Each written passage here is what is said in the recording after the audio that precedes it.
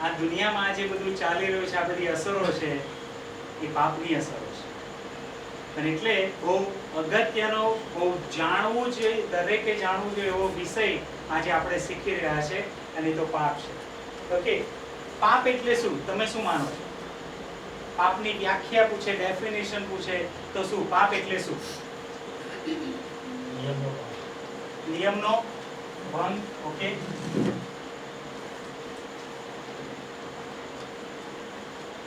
પછી પાપ એટલે શું?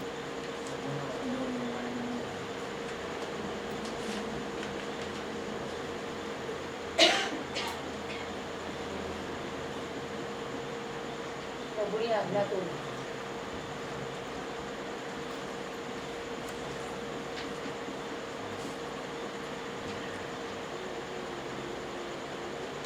બીજું કોઈ? પાપ એટલે શું?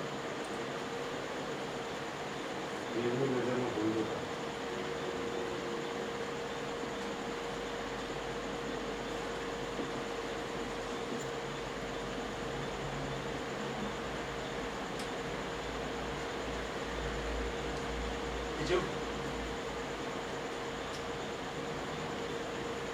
ઓકે, હું કેટલીક કલમ આપું, એક કલમમાંથી તમે ટ્રાય કરો શોધવાનો કે બાઇબલ પાપ શાને કહે છે. ઓકે, પહેલો યોહાન 3 અધ્યાય એની 4 કલમ.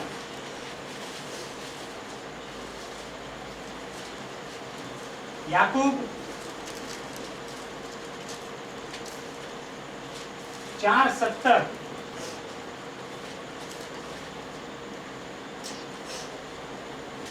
રોમન 3:23.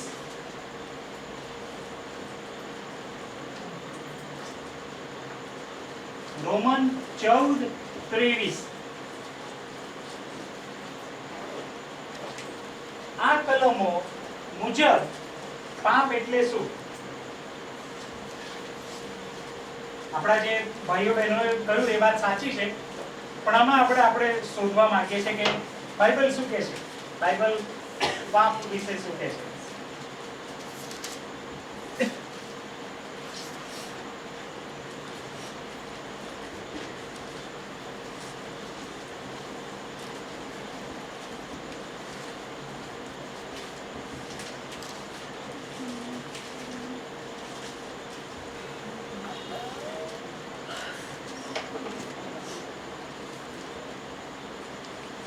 જેને મળે બોલી શકે.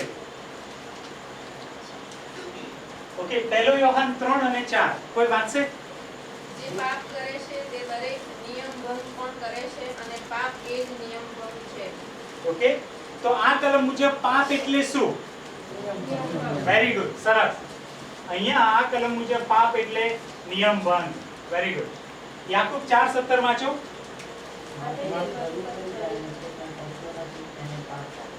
ઓકે, આ મુજબ પાપ એટલે શું? રાઈટ ના? રાઈટ, એ જાણે છે કે સાચું શું છે, પણ એ કરતો નથી.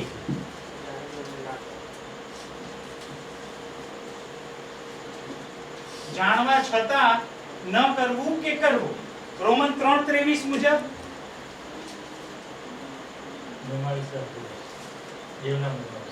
રાઈટ, કેમ કે સગડાએ પાપ કર્યું છે અને દેવના મહિમા વિશે સગડા અધૂરા રહે છે. તો આ મુજબ પાપ એટલે શું? સામા? રાઈટ.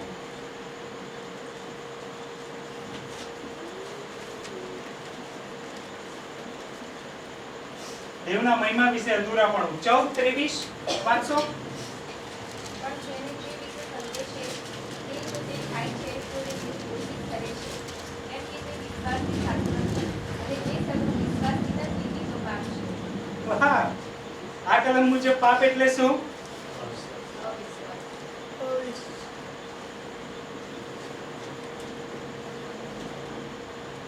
જે વિશ્વાસથી નથી તે પાપ છે. રાઈટ? જે વિશ્વાસથી નથી તે પાપ છે. એટલે બાઇબલમાં પાપ વિશે આ રીતનું લખવામાં આવ્યું છે.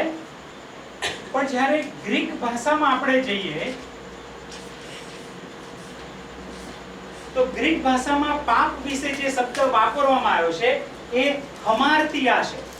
હમાર્તિયા, HAMARTIA, હમાર્તિયોસ, હમાર્તિયા, ગમે તે રીતે આપણે એને બોલી શકીએ છીએ. હમાર્તિયા, જ્યાં જ્યાં પાપ લખવામાં આવ્યું છે ગ્રીક ભાષામાં ત્યાં આ લખવામાં આવ્યું. એનો અર્થ બહુ રસપ્રદ થાય છે, બહુ ઇન્ટરેસ્ટિંગ છે, બહુ જાણવા જેવો છે કે બાઇબલ જ્યારે હમાર્તિયા પાપ શબ્દ વાપરે છે ત્યારે ખરેખર કયા સેન્સમાં વાપરે છે. અને જ્યાં હમાર્તિયા શબ્દ વાપરવામાં આવ્યો છે એનો અર્થ આ પ્રમાણે થાય છે.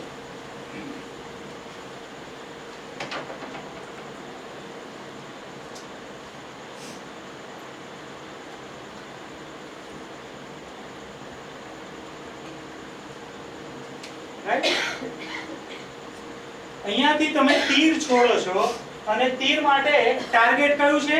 આ બિંદુ, આ જે પોઈન્ટ છે તીર માટે એ ટાર્ગેટ છે કે ત્યાં એને વાગવાનું છે.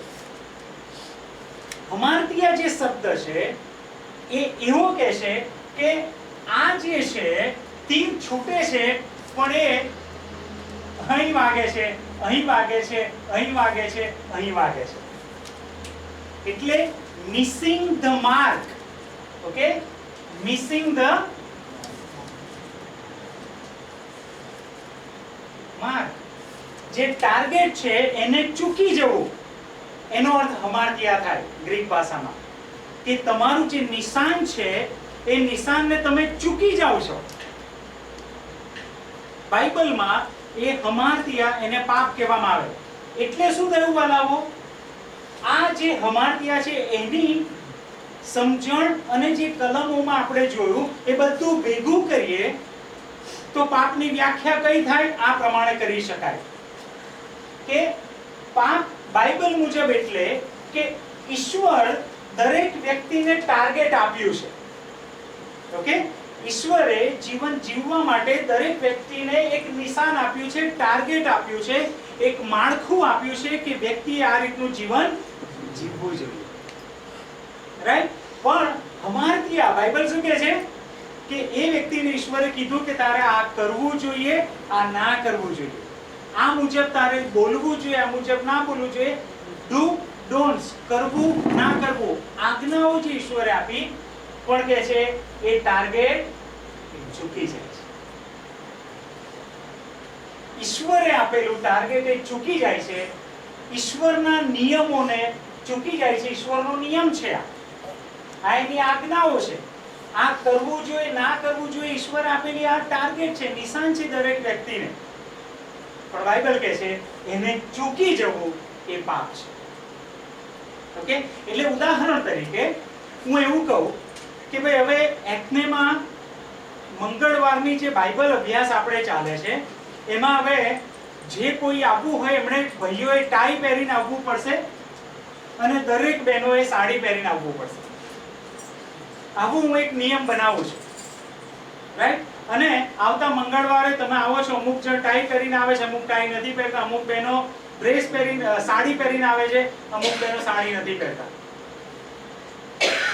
તો મેં જે એમને ટાર્ગેટ આપ્યું હતું, નિશાન આપેલું કે તમારે આ રીતનું અહીંયા વર્તવું, તમે એવું ના કર્યું તો શું એને પાપ કહેવાય? મારો પ્રશ્ન છે, શું એને પાપ કહેવાય? કેમ ના કહેવાય?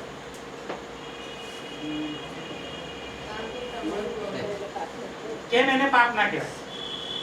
તમારો નિયમ છે.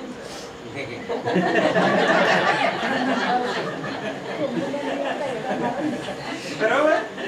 એ માણસનો નિયમ છે. બાઇબલ પાપ કોને કહે છે?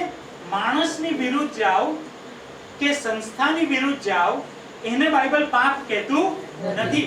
તમારા કુટુંબમાં આપણા મા-બાપના નિયમો અમુક આપણે કર્યા હોય છે ને બાળકો માટે, કે આ રીતે જ કરવાનો, એ ના કરે તે પાપ નથી. બાઇબલ પાપ કોને છે કહે છે? ઈશ્વરના નિયમની વિરુદ્ધ જાઓ, તો માણસના નિયમની વિરુદ્ધ નહીં. ઈશ્વરે જે ટાર્ગેટ આપ્યું છે, માણસે આપેલું ટાર્ગેટ નહીં, ઈશ્વરે આપેલા ટાર્ગેટના નિશાનમાં તમે જતા નથી, જેવું જીવન જીવતા નથી, એને જ બાઇબલ પાપ કહે છે. ખ્યાલ આવી ગયો? એટલે હમારતિયા, આ હમારતિયા હું કેવી રીતે યાદ રાખું છું ખબર? હવાતિયા. આપણે હવાતિયા મારીએ ને એ બહુ સારું, એટલે આપણને તરત કે હમારતિયા, રાઈટ, બરોબર, કે પાપ આપણને હવાતિયા જ મરાવડાવે. એટલે એ રીતે તમને હિન્ટ આપું કે એ રીતે આપણે યાદ રાખી શકીએ. ઓકે, આમાં કોઈને કઈ પ્રશ્ન છે, સમજવું છે? ખ્યાલ આવી ગયો? બાઇબલ મુજબ પાપ એટલે ઈશ્વરના નિયમની વિરુદ્ધ જવું એટલે પાપ છે. ઈશ્વર આપેલા નિશાનને ચૂકી જવું એટલે પાપ છે. માણસ, માળખું, સંસ્થા એના નિયમની વિરુદ્ધની, કુટુંબ એના નિયમની વિરુદ્ધની વાત નથી, ઈશ્વરના નિયમની વિરુદ્ધ. ખ્યાલ આવી ગયો? ઓકે, કોઈને કશું છે, કેવું છે, ઉમેરવું છે? રાઈટ. પાપની શરૂઆત, થોડા અઘરા વિષય પર જઈ રહ્યા છે હવે, કારણ કે ઘણા બધા પ્રશ્નો આવી શકે એમ છે. પાપની શરૂઆત ક્યાં અને કેવી રીતે થઈ એ આપણે જોવા માંગીએ છીએ. શું કહેશો? પાપની શરૂઆત, સૌથી પહેલું પાપ ક્યાં જોવા મળ્યું? ઓકે, એના પહેલા રાઈટ, પાપ સૌથી પહેલા આપણે જોઈએ છે તે તો ક્યાં છે? આકાશમાં. રાઈટ, આકાશમાં ક્યાં, કોના એમાં પાપ જોવા મળ્યું આપણને? લ્યુસિફર. રાઈટ, શું હતું આ લ્યુસિફરનું? બરોબર. યશાયા 14મો અધ્યાય 12 થી 17 કલમ.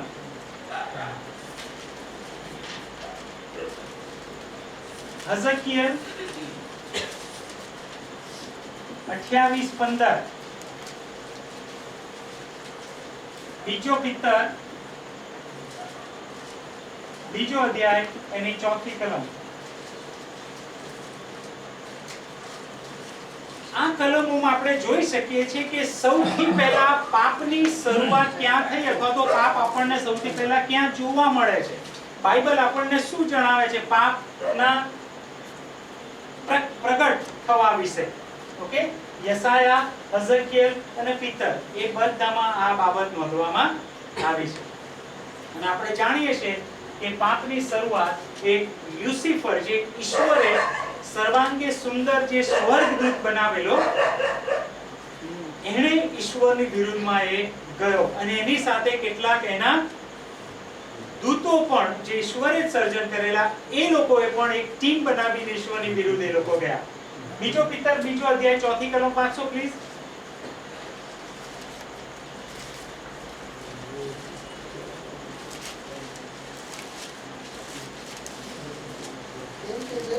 વાત કરી તેઓને તે છોડ્યા નથી, પણ તેઓને નરકમાં નાખીને ન્યાય કરતા સુધી અંધકારના ખાડાઓમાં રાખ્યા. ઓકે, એટલે એકલું લ્યુસિફર નહીં, પણ એની સાથે બીજા અશુદ્ધ આત્માઓ પણ છે. એ લોકોએ સૌથી પહેલા આપણે જોઈએ છે કે આકાશમાં અથવા તો દૂતોની દુનિયામાં, ઓકે, દૂતોની દુનિયામાં સૌથી પહેલા પાપ આપણને જોવા મળ્યું, પ્રગટ થયું, એ બાઇબલ આપણને કહે છે કે લ્યુસિફર દ્વારા.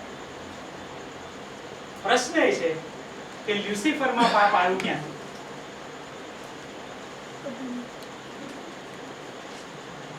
લ્યુસિફરમાં પાપ કઈથી આવ્યું, ક્યાંથી આવ્યું?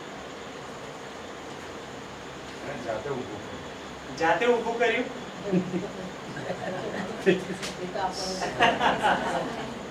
જેવું પછી તો એ બીજા સ્ટેપમાં નતો જતો.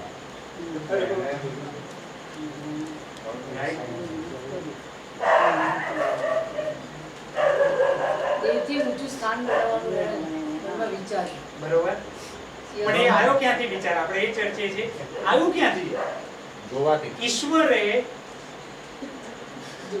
જે સર્જન કરેલું એ સગળું સુંદર હતું, પરફેક્ટ હતું, પવિત્ર હતું, કોઈ પણ જાતની કચાશ હતી નહીં. તો આવ્યું ક્યાંથી? Right? તો આ પાપ આવ્યું ક્યાંથી?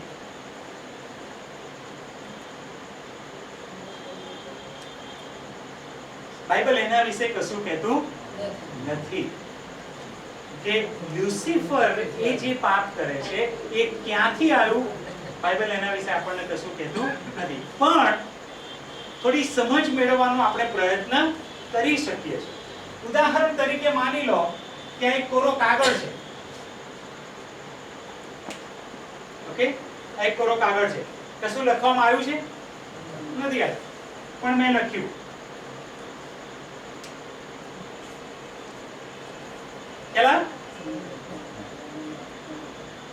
એટલે જરૂરી નથી કે અત્યારે થયું એટલે આવનાર પહેલા ભૂતકાળમાં થયું હશે એટલે જ અત્યારે થયું એવું જરૂરી નથી. લ્યુસિફરથી એ ચાલુ.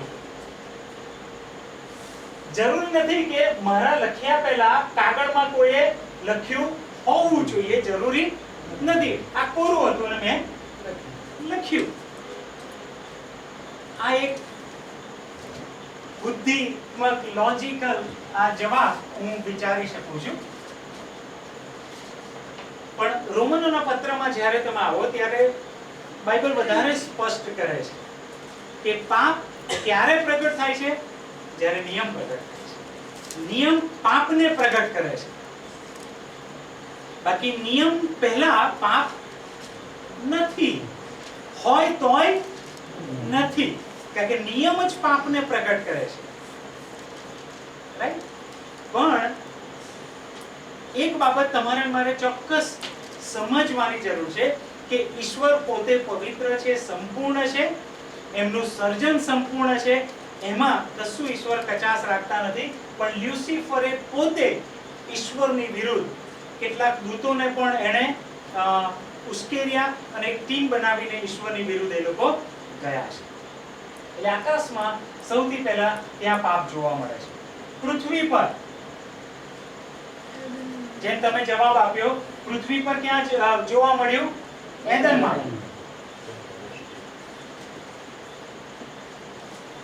એદન વાડીમાં આ જોવા મળ્યું. તમારા એક અભ્યાસ માટે હું કહું, ઉત્પત્તિ પહેલો અધ્યાય ને પહેલી કલમ વાંચો.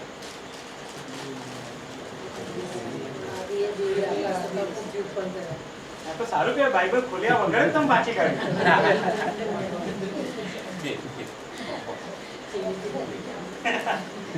આદિએ દેવે આકાશ તથા પૃથ્વી ઉત્પન્ન કર્યા. બીજી કલમ વાંચો. હવે તો બોલવું જ પડશે. અને દેવનો આત્મા પાણી પર હલતો થયો. અને પૃથ્વી અસ્તવ્યસ્ત એટલે શું?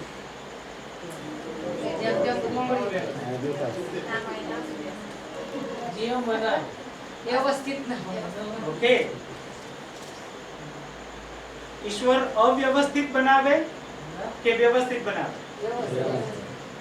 તો પૃથ્વી કેમ અસ્તવ્યસ્ત હતી? બનાવી પણ કેમ એવી તો અસ્તવ્યસ્ત? એક બાજુ કહો છો કે ઈશ્વર એવું ના બનાવે. શેતાનને નીચે, લ્યુસિફરને નીચે નાખી દીધો. નીચે ફેંકી દીધો. પછી શું થયું?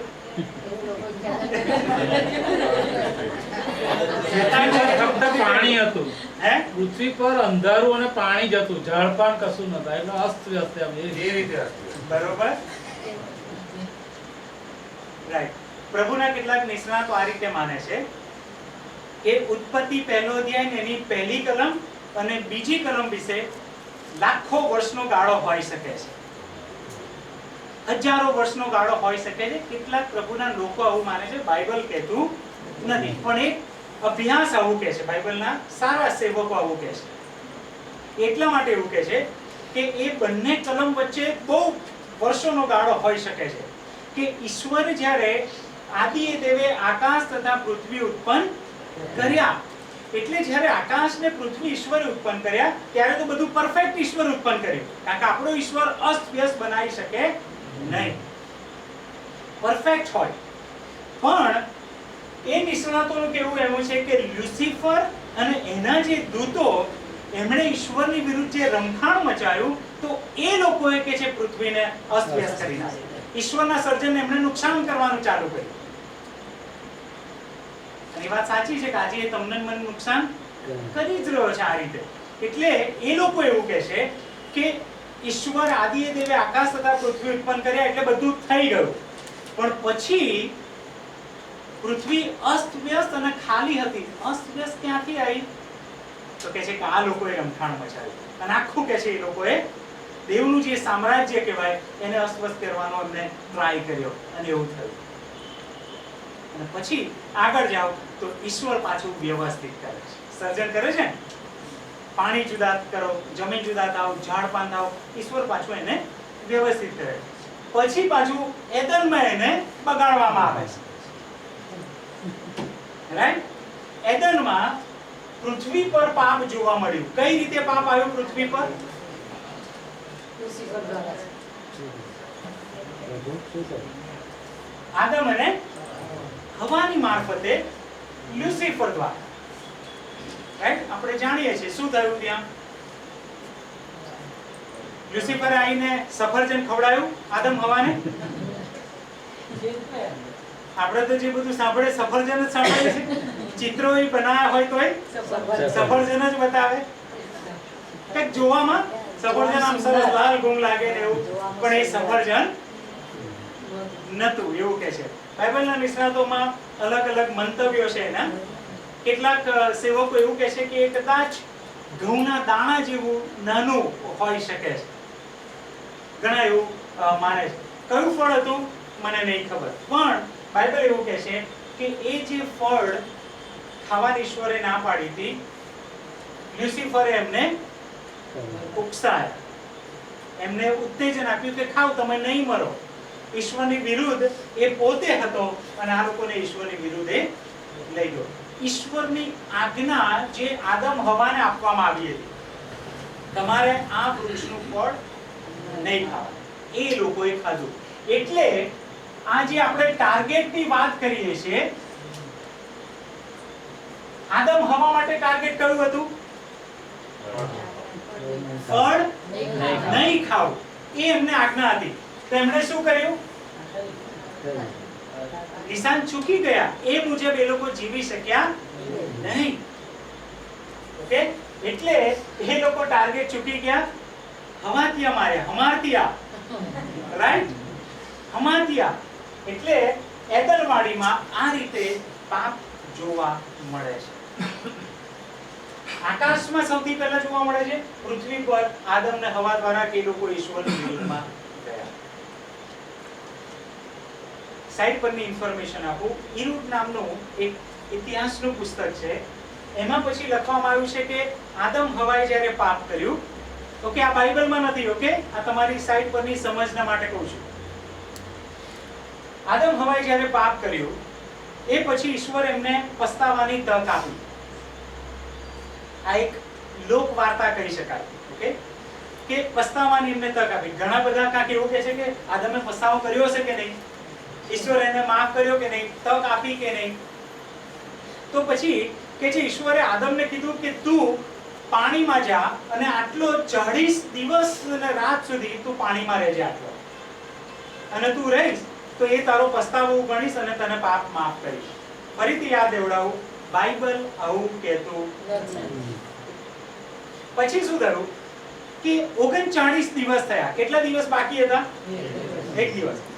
39 દિવસ થયા અને કે છે એ દૂત આવ્યો સ્વર્ગમાંથી, દેવનો દૂત પ્રકાશ સાથે આવ્યો અને એને કીધું કે આદમ, તારો પસ્તાવો ઈશ્વરે કબૂલ કર્યો છે, તારે 40 દિવસ હવે રહેવાની જરૂર નથી.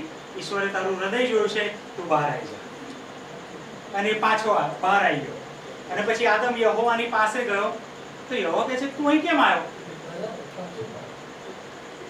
મેં તો તને 40 દિવસ કીધા હતા, તું 39 દિવસ. તો કે પ્રભુ તે તારા દૂતને મોકલ્યો ને, એણે મને કીધું કે એ થયું. તો કે કોણ હતો? તો કે પેલો પ્રકાશનો દૂત આવેલો એ. અને પ્રકાશનો દૂત કોણ છે? લ્યુસિફર. રાઈટ? એટલે ફરીથી કે છે એને પસ્તાવામાં લ્યુસિફરે જવા દીધો નહીં. છેલ્લે યાદ દેવડાવું, બાઇબલ આવું કહેતું ઓકે, આગળ વધીએ. આ એક લોકવાર્તા ઈરુડ નામના જે બધા ઇતિહાસના પુસ્તકો છે તમે વાંચો તો એમાં બધી માહિતી તમને મળે છે. ઓકે, એટલે યહૂદીઓમાં બધી વાર્તાઓ ચાલતી હતી. એ લોકો વાતો આ પ્રકારની કહેતા હતા, દાદી માની વાર્તાઓ કહીએ ને, રાઈટ? એ બધું આવું ઘણું બધું ચાલતું હશે. ટૂંકમાં બાઇબલ પાપની શરૂઆત આ રીતે કહે છે કે લ્યુસિફર એ ઈશ્વરની વિરુદ્ધ ગયો, જેનું સર્વશ્રેષ્ઠ સર્જન હતું, સર્વાંગી સુંદર, એ ઈશ્વરની વિરુદ્ધ ગયો એના દૂતોની સાથે. પૃથ્વી પર એદનવાડીમાં આદમ હવાને જે ટાર્ગેટ આપવામાં આવેલું કે ફળ નહીં ખાવાનું, એ લોકોએ ખાધું અને પૃથ્વી પર એની શરૂઆત થઈ. ઓકે, આ વિશે કોઈને કંઈ કહેવું હોય, પૂછવું હોય તો પૂછી શકો.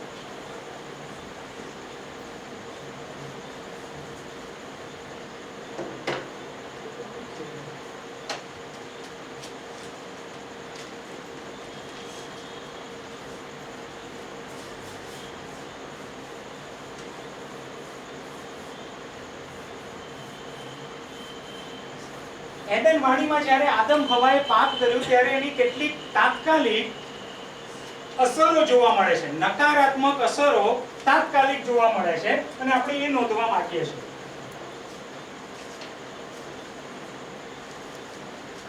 હું અહીંયા કલમ લખું છું, તમે શોધી કાઢજો. ઉત્પત્તિના પુસ્તકમાં જ છીએ આપણે.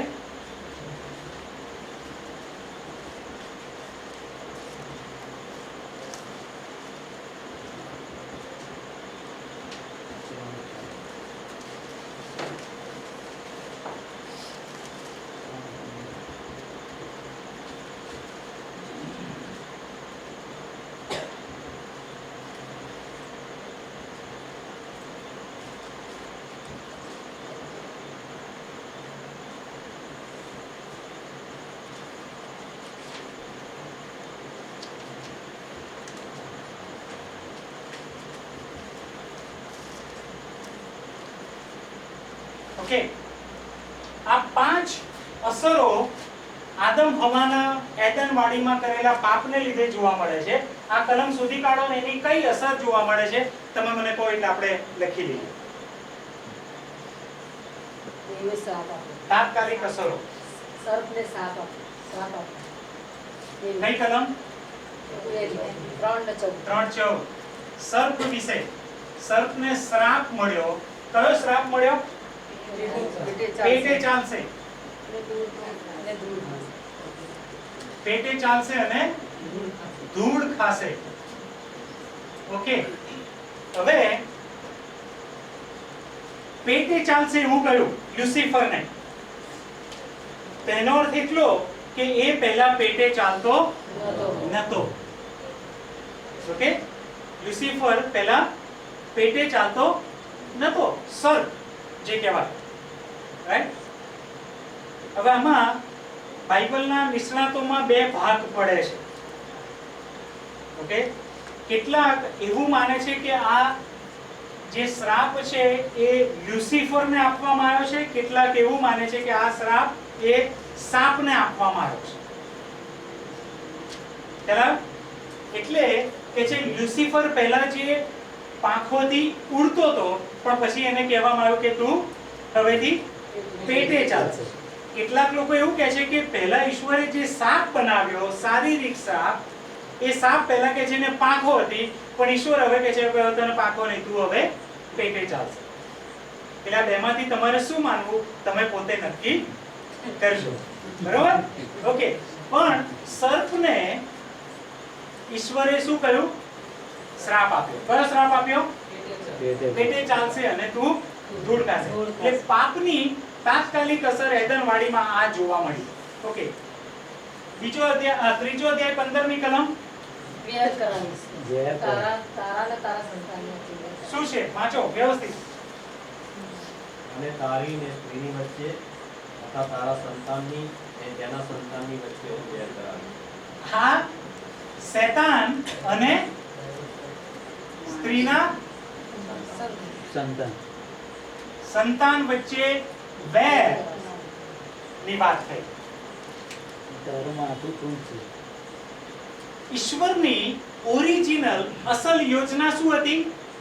શૈતાન જે લ્યુસિફર છે અને સ્ત્રીના જે સંતાન છે એ બધા ભેગા મળીને ઈશ્વરની યોજના શું હતી કે લોકો શું કરે? ઈશ્વરની આરાધના કરે.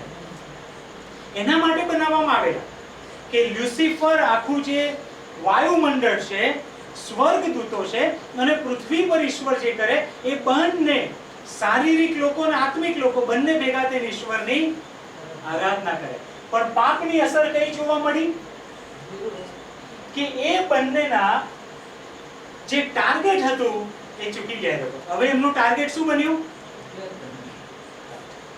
પણ અહીંયા હવે સ્ત્રીનું સંતાન એ પાછી એક ભવિષ્યવાણીની રીતે પણ આપણે એને સમજવા માંગીએ છીએ. સ્ત્રીનું સંતાન એટલે હવાનું જે સંતાન છે એ સેન્સ તો છે, પણ એનાથી વિશેષ અહીંયા બાઇબલ એ કહેવા માંગે છે, બાઇબલમાં સૌથી પહેલો પ્રભુ ઈસુનો જો ઉલ્લેખ હોય ભવિષ્યવાણીની દ્રષ્ટિએ તો 3:15 છે. સ્ત્રીનું જે સંતાન છે એ પ્રભુ ઈસુ વિશેનો ઉલ્લેખ ત્યાં કરવામાં આવ્યો છે. ઓકે, એટલે પ્રભુ ઈસુ સૌથી પહેલા તમને બાઇબલમાં એમના વિશે ભવિષ્યવાણી જોવી હોય તો 3:15 છે કે એ શૈતાન અને એની વચ્ચે વેરભાવ છે. શૈતાન શું કરશે? પ્રભુ ઈસુને એડી ચૂમશે અને પ્રભુ ઈસુ એનું માથું ચૂમશે. ઓકે, એ રીતનું આખું જે વેરભાવ છે એની અસર ત્યાં જોવા મળી કે એમના વચ્ચે દુશ્મનાવટ ચાલુ છે. 3:16 શું કહે છે?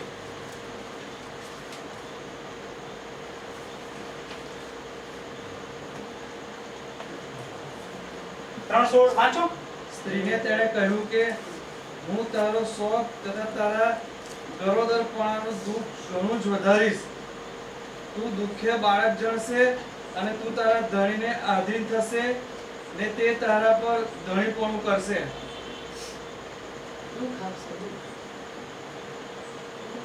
ઓકે, સ્ત્રી ઉપર એની તાત્કાલિક અસર જોવા મળી. કઈ અસર થઈ? કે દુઃખે તું બાળક જણીશ. રાઈટ? અને બીજું કે તારો પતિ, તું એની માટે ઝંખના રાખશે, તારો પતિ તારા પર ધણીપણું કરશે. રાઈટ? એ રીતનું સ્ત્રીને તાત્કાલિક જે અસર થઈ એના એ થઈ કે બાળક દુઃખે જણશે. બાકી ઈશ્વરની પહેલા જે યોજના હશે, ડિલિવરીના સમયે બહેનો હસતા હસતા બેબીની ડિલિવરી આપે. વાવ, પ્રેઝ ધ લોર્ડ, આ બાળક આવ્યું. ઈશ્વરની એ યોજના. અત્યારે બહેનો બહુ તકલીફમાં, દુઃખમાં, મુસીબતમાં એ બાળકને જન્મ આપે છે. આ પાપની અસર છે, તાત્કાલિક અસર. 17 ત્રીજો અધ્યાય 17, 19, 23, 24.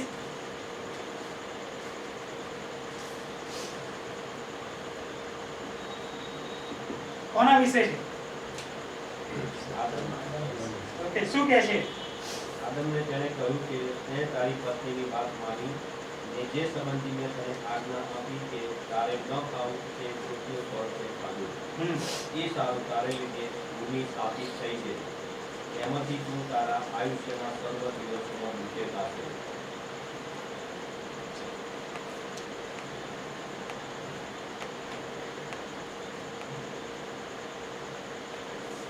આ નોકરીઓ અહીંથી ચાલુ થઈ. નોકરીઓ જે ચાલુ થઈ ને એ અહીંથી ચાલુ થઈ. પહેલા તો શું થતું હતું? જમીન એમને જ ફળ આપતી હતી, બધું ઉગાવતી હતી. પ્રભુ કહે છે તે તારી સ્ત્રીનું સાંભળ્યું એટલે હવેથી તારે ખેતી કરવી પડશે. ખેતી અત્યાર સુધી ચાલે છે અને ચાલશે.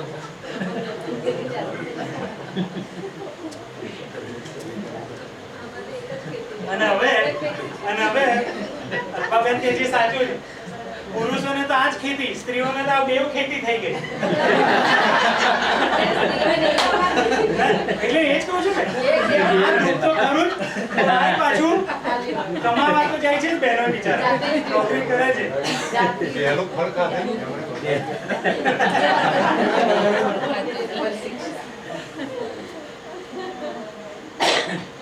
એટલે પુરુષ પર પણ આ પાપની તાત્કાલિક અસર આવી. ઈશ્વરની યોજના એવી હતી, સરસ રીતે જીવન જીવવા. પરસેવો નતો. ઓકે, પરસેવો નતો ખોરાકને માટે પ્રેમ કરવામાં કદાચ પરસેવો પાડતા હશે ત્યારે મહેનત કરવામાં, ખોરાક માટે નહીં, પણ કે છે હવે તમે દુઃખે ખોરાક લેશો, પરસેવો પાડવો પડશે. આ પાપની અસર છે. ઓકે, 3, 7 અને 8.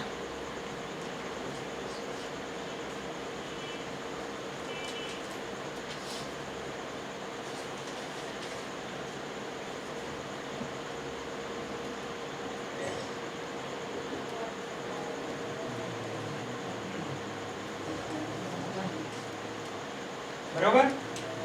ઈશ્વરથી દૂર, સગળી મનુષ્ય જાતિ એ ઈશ્વરથી દૂર થઈ ગઈ, આખો સંબંધ ઈશ્વર જોડથી કપાઈ ગયો. એટલે સગળી મનુષ્ય જાતિ પર પણ એ આખી અસર થઈ કે ઈશ્વર સાથેનો જે વાર્તાલાપ હતો, એક સંબંધ હતો, ગાઢ સંબંધ, એ સંબંધ આખો ત્યાં તૂટી ગયો. આખી મનુષ્ય જાતિ એમાં આવી જાય. એટલે તાત્કાલિક જે પાપની અસરો થઈ એદનવાડીમાં જે થઈ એ આપણે આ જોઈએ છે. સર આપણે 15મી તરફ ફરી સમજાવો, તમે જે કહ્યું કે પ્રભુનું આગમનની એ છે કેવી રીતે છે? ઓકે, પ્રભુ ઈસુ એટલે અહીંયા જે ઈશ્વરે એક ભવિષ્યવાણી આપી કે સર્પનું જે સર્પ અને સ્ત્રીનું જે સંતાન છે એ બંને વચ્ચે હું વેર કરાવીશ. અને આ ભવિષ્યવાણી એ ઈસુ માટે હતી કે તું એની એડી છૂટશે પણ એ તારું માથું છૂંદશે. આ જે ભવિષ્યવાણી છે એ પ્રભુ ઈસુ વિશે લખવામાં આવી છે કે પ્રભુ ઈસુ આખરે શૈતાન પર વિજય મેળવશે, આખરે શૈતાનને એ છૂંદી નાખશે. આપણે સામાન્ય રીતે સાપને મારો હોય તો આપણે શું કહીએ છીએ? એનું માથું છૂંદવું. એ ત્યાં લખવામાં આવ્યું છે કે આખરે પ્રભુ ઈસુ શૈતાનને એનો નાશ કરશે. એટલે હું મસીહ મોકલીશ. દેવ કે છે હું આવનાર દિવસોમાં તમને પાપથી છોડાવવા માટે મસીહ મોકલવાનો છું, તારણહાર ઉદ્ધાર કરતા મોકલવાનો છું. એ જે સૌથી પહેલી ભવિષ્યવાણી છે ને એ આ છે. ઈશ્વરે મનુષ્ય જાતને કીધું પણ આ ભવિષ્યવાણીના રૂપમાં. એટલે એ સમયના લોકો આ સમજી શક્યા હશે કે કેમ, એ પ્રશ્ન છે.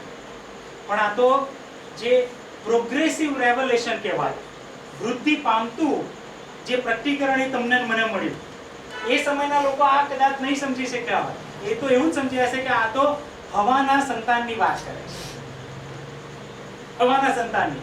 પણ જ્યારે સમય ગયો અને આપણી પાસે લખાણ આવ્યું, ઈશ્વરનું વચન લખાણમાં આવ્યું, ત્યારે આપણે સમજી શક્યા કે વાવ, આ તો ઈસુ વિશે, મસીહ વિશેની ભવિષ્યવાણી છે કે જે ઈશ્વરે વધસ્તંભ પર પૂરી કરી, એને મારી નાખ્યો અને એનો સંપૂર્ણ નાશ તો કરશે, મુક્તિ કરશે. રાઈટ?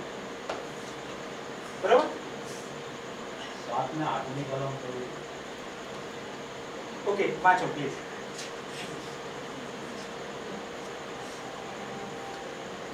ત્યારે તે બંનેની આંખો ઉઘડી ગઈ અને તેઓએ જાણ્યું કે અમે નાગા છીએ. અંજીરીના પાતળા સીવીને તેઓએ પોતાને આચ્છાદન બનાવ્યા અને દિવસને ઠંડે પોરે યહોવા તેઓ વાણીમાં કરતો હતો તેનો અવાજ તેઓએ સાંભળ્યો અને તે માણસ તથા તેની પત્ની યહોવા તેની દ્રષ્ટિથી વાણીના વૃક્ષોમાં સંતાઈ ગયા. રાઈટ.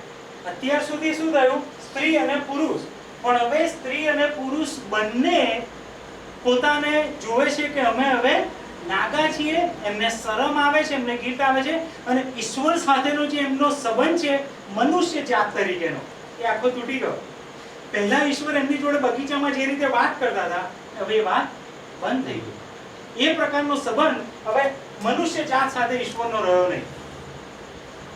બાકી એ ના થયું હોય તો અત્યારે આટલી સંખ્યા હોત ને, પણ ઈશ્વર દરેકની સાથે વ્યક્તિગત વાત કરતા હોય, એ સંબંધ હોય, કમ્યુનિકેશન હોય.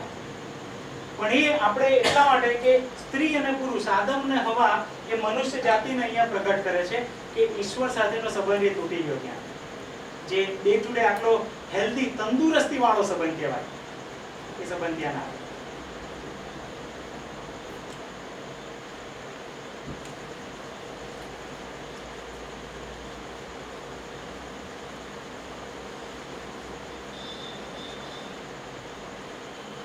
પાપની તાત્કાલિક અસર જોઈ.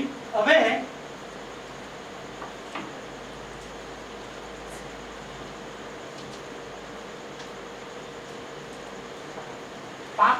પરિણામો કયા આયા? પેલું તાત્કાલિક હતું, આ દૂરગામી કહેવાય.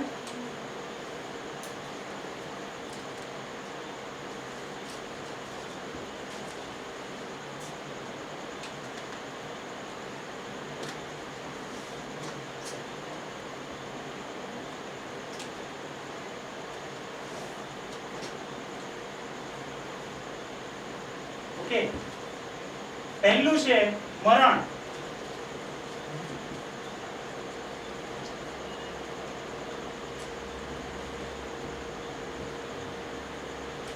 પાપના જે પરિણામ આયા એ સૌથી પહેલું જે આવ્યું એ મરણ આવ્યું. ઈશ્વરની આજ્ઞા શું હતી? જે દિવસે નાસો તે મરશો જ. મરણ એ પાપની સાથે એની પરિણામ એ ચોક્કસ હતું કે પાપ તમે કરશો મરણ આવશે. અને બાઇબલ કહે છે પાપના પરિણામે 3 પ્રકારના મરણ એ આયા પૃથ્વીમાં. મનુષ્ય જાતમાં 3 પ્રકારના મરણ જોવા મળે છે. પહેલું મરણ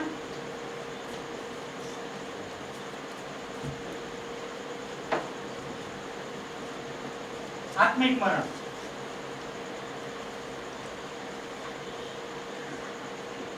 એફએસી 2 અધ્યાય એની 1 થી 4 કલમમાં આ બાબત આપણે જોઈ શકીએ છીએ.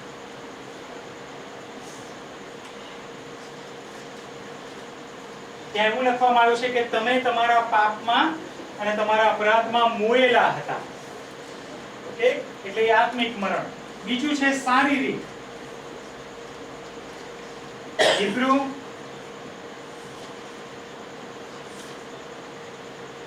9:27 અને પછી છે અનંતકાળી.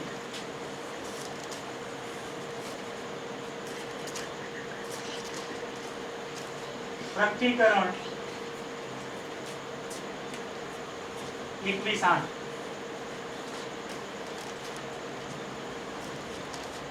પ્રકટીકરણ 21:8.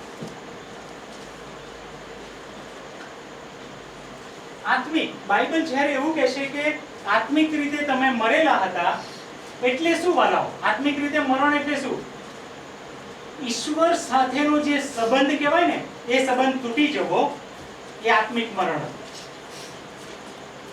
એ મરણ તમને મને કઈ રીતે જોવા મળ્યું? આદમ તું ક્યાં છે? રાઈટ? એ શું બતાવે છે કે ઈશ્વર સાથેનો આદમનો જે આત્મિક સંબંધ હતો એ સંબંધ હવે રહ્યો નહીં.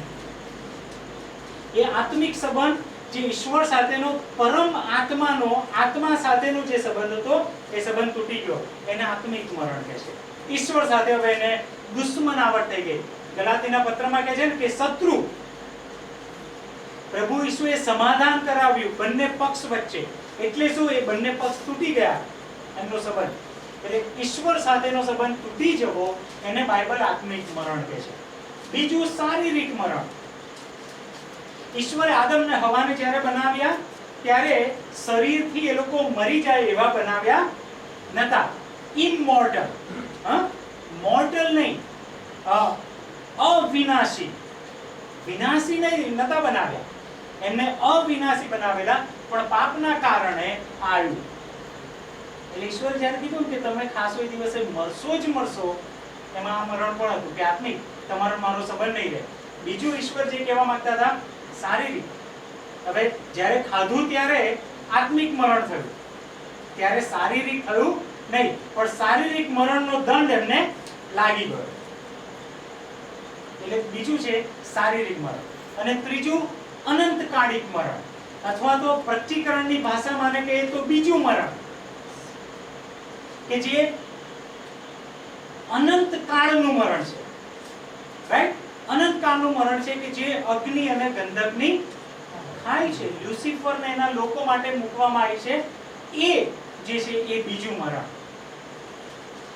આ 3 મરણમાંથી વાલાઓ દરેકના, ઓકે, આપણે જે છે દરેકનું આત્મિક મરણ થયેલું છે. બાઇબલ કહે છે આપણે અહીંયા બેઠા છે, પૃથ્વી પર જે કોઈ જન્મ્યા છે એ દરેક જન્મેલો વ્યક્તિ આ પહેલું મરણનો શિકાર છે. આત્મિક રીતે દરેક માણસ મરેલું છે. ઈશ્વર સાથેનો દરેકનો સંબંધ તૂટ્યો છે. રાઈટ? કેટલાકે સંબંધ પાછો પ્રભુ ઈસુના કારણે જોડ્યો હશે. બાકીના લોકો હજુ પણ આત્મિક રીતે મરણ પામેલા છે. એટલે શું? ઈશ્વર સાથેનો એમનો સંબંધ નથી. બાઇબલ વાંચવાથી, સંગતમાં જવાથી આ સંબંધ સ્થાપિત થતો નથી. ઓકે, એ બહુ સમજવું જરૂરી છે. આપણે એવું માનતા હોય કે ઈશ્વર સાથેનો મારો સંબંધ છે, હું પ્રાર્થના કરું છું, બાઇબલ વાંચું છું. બહુ સાવધાન રહેજો. ઈશ્વર સાથેનો સંબંધ એનાથી સ્થાપિત થતો નથી. તારણનો જ્યારે સિદ્ધાંત આપણે સમજીશું ત્યારે વધારે સમજીશું કે આત્મિક રીતે કેવી રીતે જીવન પામી શકાય. પણ મોટાભાગના લોકો આત્મિક રીતે હજુ પણ મરેલા છે, પણ અમુક મરેલા નથી જેમણે ઈસુની મારફતે ઈશ્વર સાથે સંબંધ કરેલો. પણ બાઇબલ કહે છે સગડાએ પાપ કર્યું છે, સગડા અધૂરા છે, એટલે આત્મિક મરણ સગડાનું આવ્યું છે. આપણે બધા બેઠા છે ને, ઈશ્વર સાથેનો સંબંધ આપણો નથી. બીજું જે છે શારીરિક મરણ. હવે તમારું મારું શારીરિક મરણ તો થવાનું છે જ. ઓકે, આ વાસ્તવિકતા છે કે તમે આ શરીર છોડીને ચાલ્યા જઈશું, સિવાય કે પ્રભુ આવી જાય એ પહેલા તો આપણને એવા ને એવા લઈ લેશે.